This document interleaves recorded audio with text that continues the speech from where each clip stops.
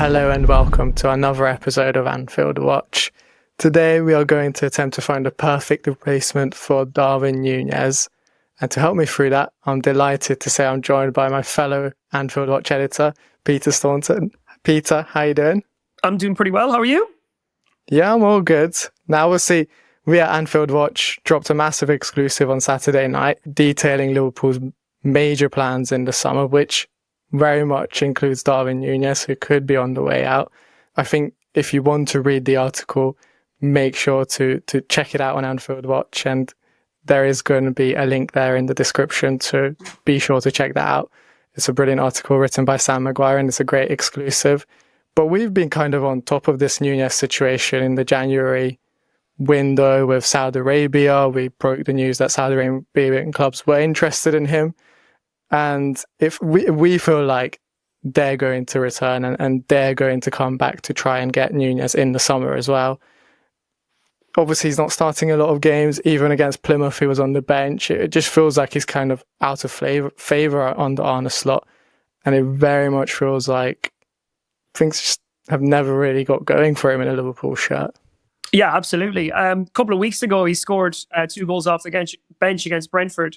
And, you know, there were a few people who thought, well, maybe this is the one, this is what's going to kickstart him. But since then, there's been nothing all over again. And that looks like very much the exception rather than the norm, which is scoring those 2 match-winning goals. No, it's not happened for him. And I don't think it's ever going to happen for Darwin. You know, right from the off, he looked like an awkward fit. That day he got sent off against Crystal Palace, you know, at the start of his Anfield career. You just thought that, I don't know if this guy is going to fit in. And then you would see the sort of technical limitations that he had with the ball at his feet. You know, dribbling was imprecise. Decision-making wasn't very good. And other than Mohamed Salah, really, who says that he likes playing with Darwin, he doesn't really have a great rapport with anybody on the field, I would say. He always looks like he doesn't belong, I don't think, at Liverpool. And I know that they paid a massive amount of money for him. I think it's up to £85 million. So that's always going to be a concern. Can we get that money back? Has he proven to be anywhere near that kind of player that somebody will come in and pay for it? I don't think he has. But at some stage, you just got to give up. I don't think it's going to happen for Darwin. He's 25 years old now. In the peak of his career, this is as good as it's going to get. So I think if Liverpool manage to make some of that amortization money back, I think now's the right time for them to cut Darwin loose. You're not selling him to the Saudi clubs very well at the moment. I think what I will say is he's very much a confidence player. And I think we've known that from the beginning. I remember doing interviews with some of his former coaches when he was in Spain, and they were talking about how much he relies on confidence, the trust of the manager. And I just think at Liverpool, he never really got that. The fans are behind him, but maybe the managers don't have full trust in him. And I think if he does go back to Al Hilal, where he worked with I forget the name of the Al Hilal manager, but he worked with George. Yeah, Jesus. Yeah. Obviously, they work together at Benfica. If he goes back there, maybe he can find his confidence. And I think when we're seeing the kind of money that's being thrown about, Liverpool were kind of right to reject 70 million because he's worth more. If John Duran is worth, I think, even more than that, then surely Nunez should be worth the same amount. Yeah, I think so. Once the fees start getting inflated, when Saudi Arabian clubs get involved, I mean, if Sean Duran is going for 70 million upwards plus bonuses towards 90 million, then you would have to say that Darwin is probably worth that. I don't think he is. I don't think he provides that kind of value, to be honest. But you know, the market dictates the rates at the end of the day. You mentioned the confidence. Well, he did have that with Bielsa, and you saw that run of games that he went on. I think he scored maybe something like 10 games in a row for Uruguay when Bielsa took over. So there is a striker there. Whether that's a Liverpool striker, I'm not so sure. Yeah. We'll look ahead now to the sort of future. And yeah, I think it was very interesting recently that Slot talked about how he wants the number 9 to be both a facilitator. I think that's what one of the journalists said, and he said he liked that word, and a goal scorer as well. So we're going to look at some profiles. The first one we're going to take a look at is Ishak, who I think is the flavour of the month at the moment, especially on social media. There's a lot of Liverpool fans who want to see him at the club. Pete, do you think it's realistic? Do you think they could get him from Newcastle? Or is this very much a fanciful wish? Ben, what do you think? It's fanciful, isn't it? Let's be honest. I mean, it's Liverpool we're talking about at the end of the day. They just, when the big boys come calling and there's a massive transfer clamour, and when, you know, the Man Cities and the Real Madrids get involved, and Liverpool tend to step away from those transfers. They just don't see the value in there. Now, that said, I personally think that Isak is probably the best striker in the world right now. He's the best number 9 out there. And there is maybe just a chink of light in the sense that he hasn't signed that new contract, which means that his the prospective transfer fee hasn't leapt into that sort of 150, 160 million bracket just yet. And I know Newcastle have had a decent run of form. It's got them right into the Champions League places. But if there's any hint that Newcastle need to do some business for PSR, or if there's any hint that this striker, this is one of the best number 9s in the world, I think the best number 9 in the world, if he's not going to be in the Champions League next season, for example, then there may be a glimmer of hope for Liverpool. But I would expect that this is going to be, you look at his age, you look at his wage, you look at his current pedigree, this is going to be a blockbuster transfer wherever he ends up. And I'm just not sure that Liverpool, under the current ownership, have got the fortitude to get involved in a deal like this. Yeah, I think Football Transfers recently mentioned Liverpool as one of the potential destinations for Isak. And I think it's interesting that you mentioned Newcastle doing well, because I think if Liverpool were to do any transfer, it would very much depend on Newcastle not doing so well. Exactly. And maybe not getting those Champions League spots. It doesn't look likely at the moment. They are in great form, and it looks like they might be able to clinch one of those top 4 spots or even top 5. Top 5, yeah. So I don't know. I do find it difficult with him because of the transfer value, the interest there, and just the fact that I don't think Newcastle will be very willing to sell to a rival club, because they will see Liverpool as a rival. So yeah. I'm not so sure about that. Obviously, there was the Anthony Gordon interest of Newcastle too, and I think there's a reason why that didn't get done. Liverpool tried to get a deal done, but in the end, Newcastle found other ways to meet the PSR requirements. Exactly. And, you know, you speak about the profile as well. I'm not so sure he is that facilitator / goal scorer. For me, he's very much an out-and-out frontman. I know he's got a few assists this season, and he does link up with his wingers quite well, but he is the type of forward that needs to get played in, you know, in behind, or else even to the ball coming to his feet, or he thrives on crosses.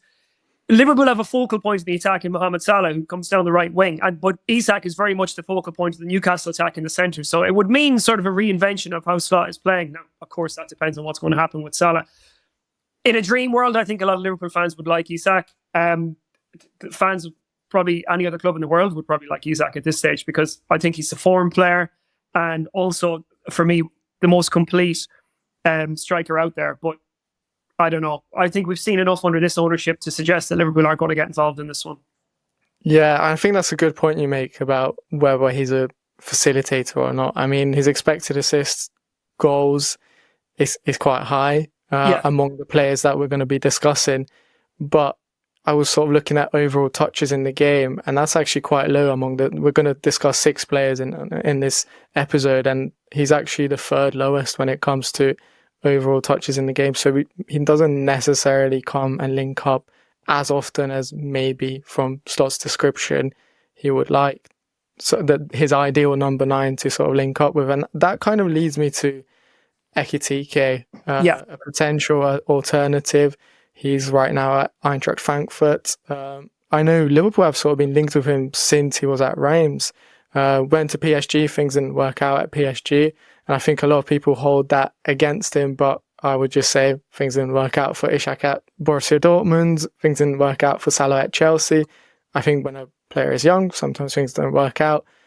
Now, though, this season, his numbers are quite similar to Isak in the goal scoring, the creative numbers, and the defensive numbers as well. So Ekitike averages quite a lot of tackles in the opposition's final third, which Slot will like. And he's also quite creative as well. And I think one of the most interesting facts about him is he attempts a lot of dribbles and succeeds in a lot of dribbles, almost 2 per game. So again, when we're talking about, I think when Slot was talking about the facilitator and the creative player making those runs on the wing and sort of drifting out to the wing, this is Ekitike in a nutshell. He links up really well. He was a great facilitator for Omar Marmoush before he went to Manchester City. And I really feel like he would be the perfect sort of alternative for Liverpool. The kind of move that we expect Liverpool to make, rather than go for the finished article, go for the potential, who could be just as good as the finished article. Exactly, yeah. And I think their interest goes back maybe something like 3 years. There was it in 2022 where he ended up going on loan to PSG and then signing permanently the next summer. And I think Ream at that stage knew the prospect they had. A lot of the top European clubs, even though he wasn't playing at a high level at that stage, a lot of clubs had a look at his physical characteristics. You mentioned his dribbling ability. He's a good all rounder, and I think a lot of clubs would have thought, okay, we can get a bargain there, a bit like what Liverpool were looking to do with Seamas over the course of January. You get in early, and then hopefully you don't have to pay that massive transfer fee. But I still think PSG ended up paying like 30 million for him or something. And it didn't work out there. Obviously, I mean, it was a basket case at the time. They had Neymar, they had Messi, they had Kylian Mbappe as well. So it's going to be very, very hard for any young striker to make the breakthrough with those three taking up the front three positions. But since then, he's gone to a place which has really rehabilitated strikers in the last while. You look at Andres Silva, Kolo Muani, Marmoush, and now you look at Ekitike. There's just something in Frankfurt that allows strikers to flourish, to score goals, to increase their transfer value, to gain a bit of prominence in Europe and in the Bundesliga. And then, they sell them obviously then for massive profits. And he looks like the next cab off the rank for Eintracht Frankfurt. Now, if I'm honest, I didn't see this coming from Ekitike. I watched him at PSG and I thought he's not quite it. But this year, I have to say, he looks a very, very different player. The confidence that he's carrying out his work with, there's almost like a Thierry Henry element to him, the way he can glide past people. And you wouldn't expect it considering how tall he is. I think he's about 6'4", 6'5". You look at him, you think, okay, he looks like a front man. He looks like somebody who needs to be, play the ball into his feet and then get around him. He's not like that at all. He's quick across the grass. He's very, very skillful. And is great coming off that left-hand side too. And you mentioned Darwin being a confidence player. Well, maybe Ekitike has flourished having that confidence in Dino Topmuller's team, because he's a player that I really enjoy watching. Now, could they have had him for 30 million by that stage when he went to PSG? They probably could have. What are they going to have to pay for him now? He's under contract until 2029. Frankfurt don't sell cheap. I think you could be looking at maybe 60, 70 million for Ekitike if he goes next summer. Yeah, I think easily, probably around that price range. But I do like a lot of things with Ekitike, and that technical ability that you mentioned, I think that's the most sort of interesting aspects about him, because like you said, he's quite long-limbed. He doesn't look like he would be a typical sort of player who can take the defenders on and thrive in 1-versus-1 situations, but he actually really does. And obviously he's got speed on his side too, which he can use, but he's good in sort of close quarters, getting himself out of tight situations. So I think he would be a really good option for Liverpool. But we've got to move on, and we're going to talk about another Bundesliga man. That is Benjamin Sesko. He's probably the tallest player on this list. I remember interviewing some of his former coaches at Salzburg. They told me that he could have actually chosen to play basketball. And I think when he was around 14, he decided to pursue football fully. At that time, he was playing both games, basketball and football. He ended up picking football, which has worked out pretty well for him. So far, so good, yeah. So, yeah. I think he's having a good season at the moment in RB Leipzig. Obviously, he's followed that Red Bull pattern of Salzburg and Leipzig. He's got the speed. He's got the sort of technical qualities as well, although maybe the technical qualities are a bit more raw in comparison to Ekitike. And I think the other aspect, he's got a really powerful shot. Like he can hit them really hard, and he's a good finisher, so that's on his side. And I remember talking to some of his coaches who said he probably puts like 100 to 200 balls in the back of the net every single day in training. So he's got that dedication, he's got that commitment, which I like. But is he the right fit for Liverpool? Oh, I don't know. I really don't know about Sesko. He's not a very well integrated player in a front line. I think he's more of you need to supply him He's very much that sort of fixed presence up top, and it's not the type of player that Liverpool have had or thrived with. I can't remember the last one they had. It must be somebody like Benteke. It's been that long since they've had a player like that. Everybody else that's been at the club over the last while, whether that's under Klopp or now under Slot, they're less of a fixed presence and more of all-rounders. They're rovers. They're not just wingers. They're also facilitators, centre forwards. Firmino's the one that's coming to mind, obviously. And I just don't think that Sesko is... I don't know. He just doesn't look like a Liverpool player to me. Now... Yeah. I'm watching Jimenez, for example, who's shown for Slot at Feyenoord, and I would classify him as your typical Slot forward because I Slot really liked working with him. He scored lots of goals for him, and there's a huge difference between that type of player and the type of player that Sesko is. He's quite old school, Sesko, and I'm just not sure that he is stylistically the right fit for Liverpool.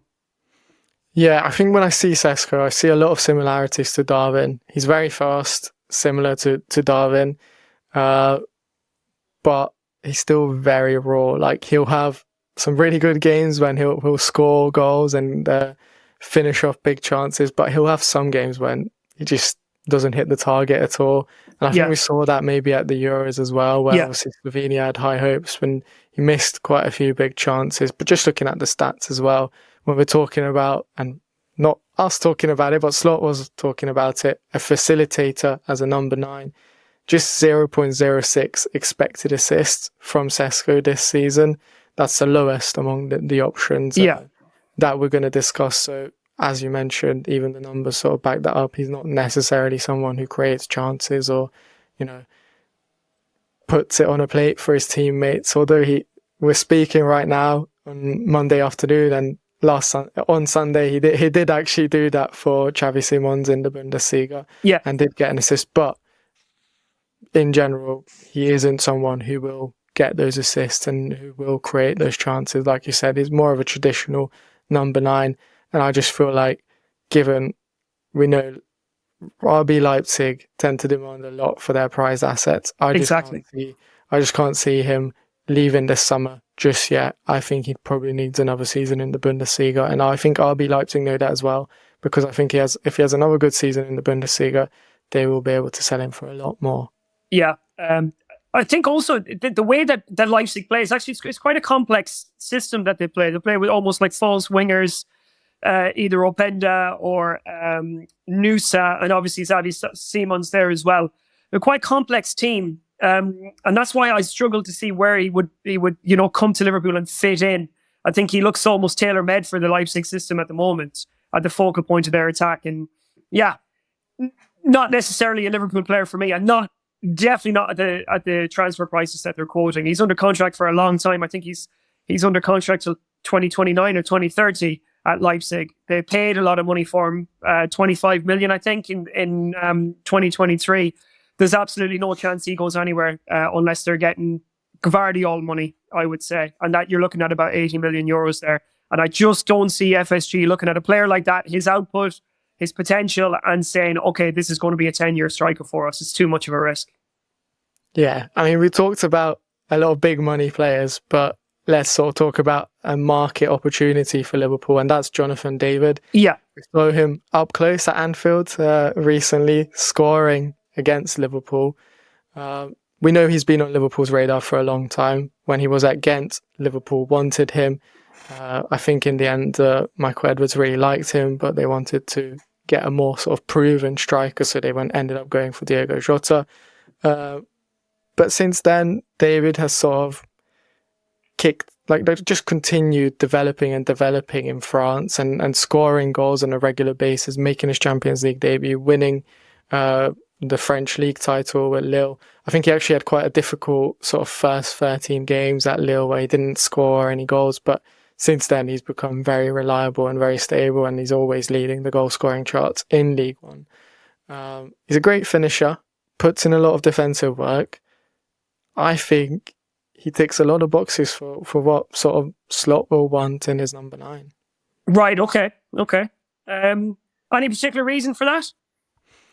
I think it's the defensive work rate that he does for his teammates, which I think makes him someone who sort of fits into the system at Liverpool.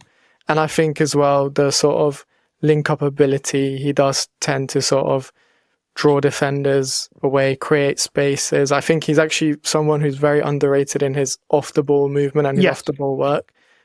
So for me, I think all of those things make him an ideal fit for slot. And then if we're talking about FSG, his contract expires at the end of the season. He's a free agent. So as I said, he is a market opportunity. And for all of those reasons, I can just kind of see this happening. Yeah. The market opportunity one is interesting because having read a few things about David over the course of the last couple of transfer windows, some teams have had a look and they've been put off just in terms of maybe what he's asking for or the percentages that need to be doled up among his representatives and things like that, that it's always been seen as maybe a tricky deal to do. So maybe it's not just the football talking with David, because, you know, to be a lead, what is he now, 24, I think? To still be there, or it's like he's 25 now, to still be there at that age is maybe, you know, there's a reason why he hasn't kicked on in terms of his next club yet. And they call it a free transfer, but let's be honest, this one is going to be anything but a free transfer. This one's going to be very, very expensive for any team that wants to get it done. He's been linked to all the big clubs. I mean, he scored against a lot of big clubs this year already. Atletico, he scored against Real, he scored against Juve in the Champions League. Juve were very, very interested in him. And Barcelona have also been linked, and a few teams around the Premier League, especially Chelsea. So it wouldn't just be Liverpool won't be having a free run at David, and then it becomes a bidding war. What you can offer him, signing on fees, and the costs maybe might just spiral. I do like him as a player. I think he's a good link-up player, and obviously a very composed finisher. The one thing I would that maybe would put me off in terms of his goal scoring record, he's actually quite streaky.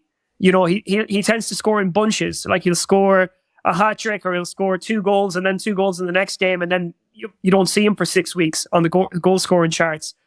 He's managed to do himself some favours in the Champions League this year by scoring regularly and against good teams as well. So he kind of keeps himself high in prominence. But for me, I don't know. I like him as a player. Do I see him scoring Salah-like numbers for Liverpool? I'm not so sure. Well, I think Liverpool only need like Firmino numbers, maybe. I can see him scoring Firmino numbers. But I do see your point, and I do think it is a bit strange that no club has signed him from Lille, even though he's had some pretty dominant and pretty good seasons in France. No one has yet to sort of bring him in. But is that because Lille demanded too much for him? I think potentially that could have played a role as well. I know the Lille owner is quite difficult to deal with when it comes to doing transfers. So I think that could have played a little bit of a role. Yeah. But I think there are some question marks still. And I think for me, statistically, one of the biggest question marks is he doesn't get involved a lot in actual build-up play. Or like I mentioned, he's got really good off-the-ball movement. But when it comes to sort of touches per 90, he's only averaging 30 touches per game, which is quite low. And I think you'd probably want a little bit more than that in the Arne Slot system. If we're looking at sort of, I think from what Arne Slot said, his perfect number 9 would have been Roberto Firmino. He was the facilitator and the goal scorer. And I think Jonathan David, I don't quite see him as that Roberto Firmino. He's a leading man, isn't he? He plays further up. But there is someone who is I think, a little bit more similar to Firmino. That's according to data anyway. So Sky Sports, I was looking at their statistics and trying to find Liverpool's Firmino, and one player who was flagged as 98% similar in his playing style to Firmino is João Pedro from Brighton, which is interesting. Obviously, they're compatriots, so maybe it's the Brazilian flair. But we also know Liverpool have been linked with him since he was playing in Fluminense and first broke through in Brazil and sort of made a name for himself. And I think when what he was playing at Watford, Liverpool, there were sort of rumours that Liverpool were looking at him. So it sounds like Michael Edwards likes him. He's a big fan, and he had a breakout season at Brighton last season, and he's doing pretty decent when it comes to the numbers this season. although Underlying numbers, I assume, because his goal yeah, scoring is, I think he's only got 4 goals or something this season. 5 goals and 5 assists, but he's only played 15 90 minutes, so 10 goal contributions in 15 games. I think for a Brighton that have been really inconsistent this season, surprisingly. Terrible. I actually think, for me, I think he's suffering from playing in a bad team. And for me, he looks like the type of individual that is capable of going to a higher level and raising his game as he moves into a better team. I'm looking at from an Irish perspective, because we had all this fuss about Evan Ferguson being the next big thing. And then João Pedro comes to Brighton and he's really left Evan Ferguson in the shade. You know, he's shown what it takes to make that Premier League step up in quality. You know, and I look at what Pedro's got to his game. The touches, the control, the intelligence, the versatility, dropping into playmaking roles, the level of responsibility he takes on. He can handle himself. I love him as a player. I think for me, he's potentially one of the best players, one of the best strikers in the Premier League. I'm just not so sure that Brighton is a good environment for him to be in right now, because they're so inconsistent. I think they've only won 2 games since October, something like that. They went on a streak. Sorry, November. They went on a streak by beating Ipswich and Man United, and since then they've been beaten twice again in the Premier League. Not a consistent environment for them to be in, but I do think that of all the players that we've mentioned and all the players that we're going to mention, for me, I think João Pedro is the guy. I think I have to agree. I think perhaps my only sort of question mark about him is he does pick up injuries here and there. So he missed the reason why he's only played 15, 90 minutes for Brighton this season is because he had a few niggles and he missed a few games. And I think last season as well, he missed, 9 or 10 games from sort of Brighton's schedule. So that is perhaps a slight bit of concern for me. But again, we know Ruben Peters is at Liverpool now, so maybe that's something he could work on. And maybe Liverpool will feel confident that with the right environment, the right setup around him, he won't pick up those niggles and he won't have those struggles. And to be fair, like we've seen with Ibrahima Konate, he's playing a lot more this season. He's picking up a lot less injuries apart from that one sort of longer term injury. So perhaps maybe if we're sort of weighing up the negatives and the cons, I'm thinking maybe he could be the sort of the right option for Liverpool, the perfect option, because when you mention his playing style and everything, he's got that link-up ability. He's got that ability to create chances for his teammates, but he can score goals. He can finish as well. Sometimes even steps up to take penalties for Brighton too. So he's got that confidence about him as well. And I think the fact that he is Premier League proven is a huge factor in this as well. Yeah. The only question mark for me is, what do you think is the kind of sort of figure that we're looking at? How much would Brighton want for him? Well, he's under contract for another 3 years, so that's 2028. And assuming that he sees himself at a higher level, he's not going to renew. So you're looking at, what is he, 23 now? With 3 years left on his contract, Brighton will feel reasonably well protected in this coming summer. Given what they got for Caicedo, which was 100 million, I would say that that's probably the benchmark that they're going to set. And then it's a matter of, which teams are brave enough to pay that. But at the end of the day, if Liverpool see him as the guy who's going to, lead them to success over the course of the next 5 to 8 years, then, the price is the price. The market dictates. And I think if they could do a reasonable deal, and a reasonable deal for me would probably be about 80 million. If they could do a deal around that price, then I think that for me, João Pedro is the way to go. Because I think the Premier League factor is huge. As you mentioned, I think he's had, 2 full seasons in the Premier League, but he's also played Championship as well, so he has served in the school of hard knocks. He knows what English football is about. There's no period of adaptation there. And I just think when you're speaking about a Firmino-type fit, it's João Pedro. That's who I say. That's who I'd like Liverpool to sign as their next centre forward. Right. We'll sort of talk about the final candidate on this list, was Charles de Ketelaere. Yeah. Who is kind of a wild card option. We sort of threw him in here because he is someone who Liverpool like, and he has been linked with Liverpool in the past, and he's having a great season at the moment. And I think, like Pedro, he does fit that profile of being both a creator and a facilitator. And we've heard some AC Milan sort of sources who told Anfield Watch that they see him as kind of similar to Firmino. He could play that Firmino role under Arne Slot. So for me, I like the fact that he's quite tall, similar to Ekitike, but also still very technically gifted. He's got that speed about him, and he can sort of play in multiple roles, not just necessarily as a number 9. He can play out wide, he can play as a number 10. So I think he would give Slot a lot of options in the attack. Yeah, for me, you mentioned those different positions. He's a bit of a Bellingham in the sense that, originally you might have had him pegged as a midfielder, as an attacking midfielder. And then Ancelotti obviously moved Bellingham up front last season, and he got loads of goals, loads of assists, led them to the Champions League and so forth. De Ketelaere is a little bit like that as well, where he's not, and I don't think he's a natural attacking midfielder. He actually looks more comfortable as a centre forward. And because he brings midfielder skills to that position, he can carry out those tasks with a degree of control, creativity, that you just wouldn't get for example, from a Darwin Nunez. And maybe it's just because I know they put Liverpool out of Europe last year, but I got a real soft spot for Atalanta. I love watching Atalanta. They've got players that I really like: Ederson, Ademola Lookman, Retegui, who's playing fantastic this season as well. And everything just seems to come together under Gasperini for these players. I think he's given De Ketelaere a huge degree of confidence in his football.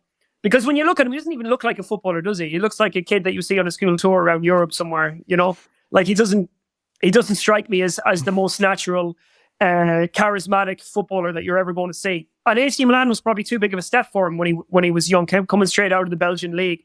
That dented his confidence, but restoring him to his confidence has been a huge, I would say, a huge success of Gasperini. He's made a champion out of him, a Europa League champion out of him. And yeah, you're essentially moving your midfield further forward when you're playing with De Ketelaere. So rather than having that, those 1-2s, that combination play, those knockdowns even from midfield, you're getting that from the very top end of the pitch. So you're capable of moving the entire operation into the opposition into the final third. But he's also got these physical skills. That means that, he can take the ball on his chest. He's quite strong. He can win headers. He can score goals from headers. He can knock it down to people. He's got numerous strings to his bow. And I would have to say that after João Pedro, he would be my next pick for Liverpool. That is interesting, because that was going to be my next question, because we talked through all the candidates now. I think we have to come to a decision. And I think it's pretty clear who you're picking out of this sort of 6-man list. Am I correct in assuming that it's João Pedro? I will go for João Pedro, yeah. Yeah. Now, I'm not Michael Edwards, so I don't know how much Brighton are going to ask for. So we could be moving to our second choice very quickly. But yeah, I think if money wasn't an option, I'd go João Pedro. And then number 2, De Ketelaere? Yes. Number 2, De Ketelaere. Number 3? I can't even... Ekitike. I think I have to agree with that sort of top 3 list. And then, are we putting Ishak as 4, or are we putting him as the sort of most unrealistic option because of the transfer fee?